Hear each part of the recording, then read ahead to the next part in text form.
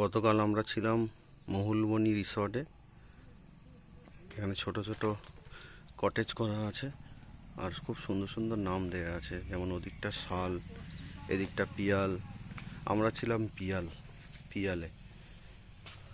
রুমের কন্ডিশন এইরকম। এটা ট্রিপল বেডেড রুম। এখানে একটা সিঙ্গেল বেড আছে, ওখানে দুজন থাকার মতো একটা বেড আছে। কুলার দিয়েছিল, আমরা শীতকালে ছিলাম যদিও লাগেনি।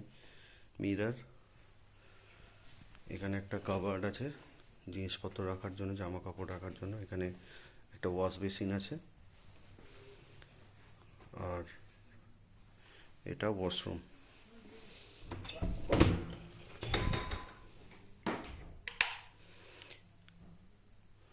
কমোড, গিজার, এক্সস্ট ফ্যান, পরিষ্কার পরিচ্ছন্ন।